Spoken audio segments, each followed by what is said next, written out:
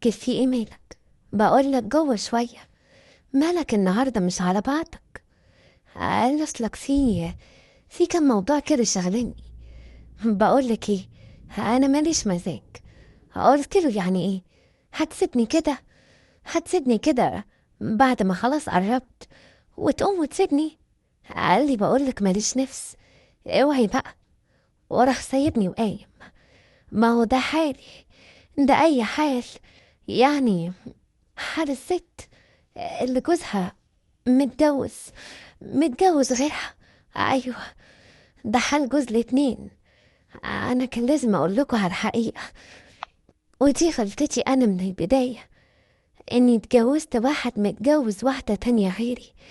كان لازم اعرف اني مش هاخد الجمل بمحمل يعني، واني نصيبي هيكون حاجه صغيره، صغيره خالص. وكان لازم كمان اعمل حساب لليوم ده. لكن اعمل ايه؟ ما فكرتش في الموضوع كده.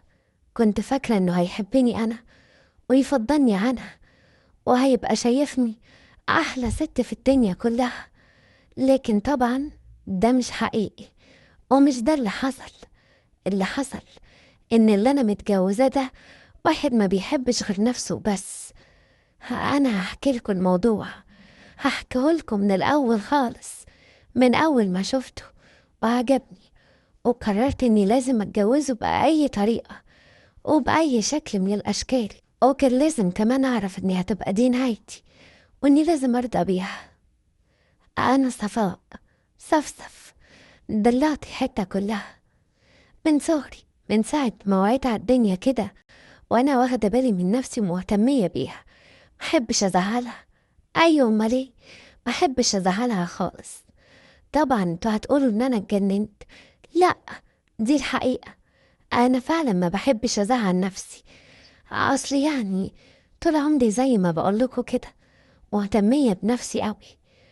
ومن ساعة ما شفته وهو برجل حالي، مع إني كنت مخطوبة، لكن اللي كنت مخطوبة له ده ولا هو هنا ولا في الدنيا. ما كنتش أبدا أتخيل إني هرتبط بواحد كده، ولا بيهتم بيا، ولا يعرف قيمتي، ولا أي حاجة في الدنيا.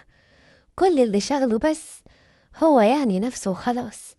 أي حد تاني في الدنيا مفيش، ومش مهم كمان. لحد ما شفته وبرجلني وجنني. كان يعني جارنا اللي في وشنا هو قريبه، وكان بيجي يزوره باستمرار لأن هو كان تعبان جدا. تقريبا هو قريبه من بعيد، علشان كده كان بيجي يزوره. وأنا شفته بقى من هنا واتجننت من هنا. ما بقيتش عارفة لا نام ولا أقعد ولا أعمل حاجة في حياتي غير إني بس أفكر فيه. زي ما بقول لكم كده، كنت بفكر فيه طول اليوم.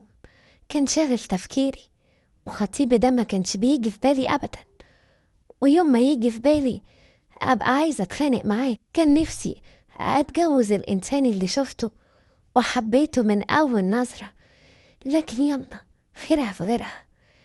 وفي يوم من الأيام وأنا واقفة في البلكونة كده، وفجأة لقيت الشاب الحليوة ده قصادي، وبصلي كده وابتسم. أول بقى ما عمل كده، أنا يا أختي رحت في دنيا غير الدنيا. معقول أنت بتضحكي؟ أنت متأكد؟ بقيت متأكدة 1,000,000% إن هو بيضحكي أنا وبيبصلي أنا. لكن اللي كنت مستغربة له، يا ترى هو متجوز ولا لأ؟ ويا ترى بصته ليا دي معناها إيه؟ ومن اليوم ده بقى زيارته كترت، وبقى دايما كل ما بيجي عينه على البلكونة عايز يشوفني موجودة ولا لأ. وأول ما اتأكدت إنه معجب بيا أنا يعني، بقيت بقى خلاص خطيبي ده بالنسبة لي ما بقاش موجود. مش عايزاه ولا شايفاه ولا حتى سامعاه.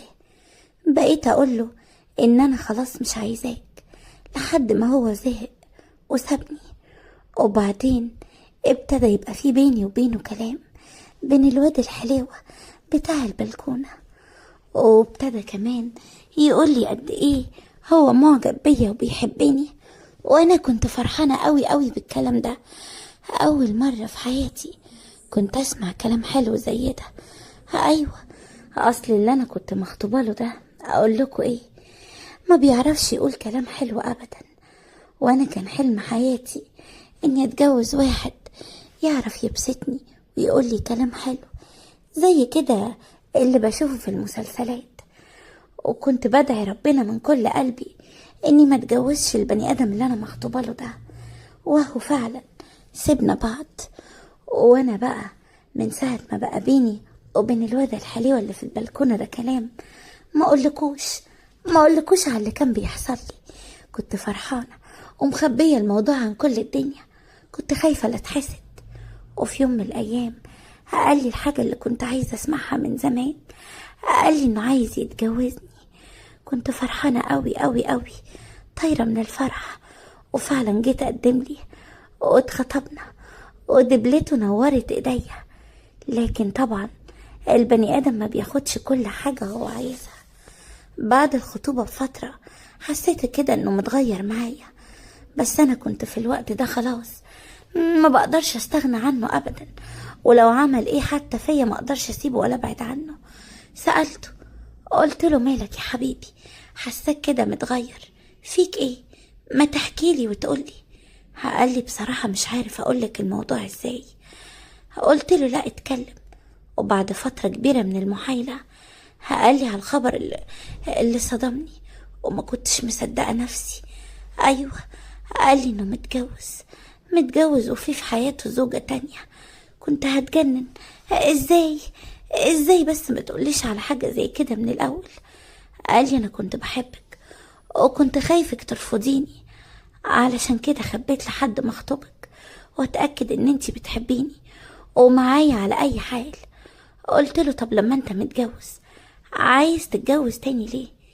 قال لي بصراحة كده انا يعني صحيح متجوز لكن انا مش مرتاح. قلت له ليه مش مرتاح؟ قال لي يعني هي تعبانة دايما ويعني مريضة، وانا طبعا لازم اكون واقف جنبها، وبسبب مرضها ده في حاجات كتير قوي من حقوقي مش بعرف اخدها. قلت له عشان كده فكرت تتجوز؟ قال لي لا يا حبيبتي، ده أنا لما شفتك وقعت فيكي من اول نظرة بصراحة قلت مش مشكلة هتجوزه، حتى لو الخبر ده ممكن يموت مراته حتى مش مشكلة. وفعلا اتجوزنا، ويعني اقنعت اهلي بطريقة صعبة، ما كانوش موافقين على الموضوع ده ابدا. لكن لما انا قلت لهم دي حياتي وانا حرة فيها، قالوا لي خلاص براحتك، اعملي اللي انت عايزاه طالما ده قرارك انت حرة. وفعلا اتجوزنا وعشت اجمل 3 شهور. ايوه 3 شهور، لان بعد 3 شهور ابتدى يبعد عني، وكل ما نقرب او احاول يعني انا اللي اقربه ليا يحصل منه اللي انتوا سمعتوه في الاول ده، وما يبقاش عايزني ولا حتى طايقني. وعرفت بطريقتي الخاصة انه يعرف واحدة تالتة وانه ناوي كمان يتجوزها، وانا هتجنن من يوميها، ما بقيتش عارفة اعمل ايه. علشان كده جيت لكم وحكيت لكم قصتي، يمكن تفيدوني وتقولولي اعمل ايه واتصرف ازاي. وانا هستنى كل التعليقات بتاعتكم واقراها كويس. يا ترى اللي انا عملته في مراته بيتردلي دلوقتي ولا ده ذنب مين بالظبط؟ انا هتجنن. هستناكوا تقولولي اعمل ايه.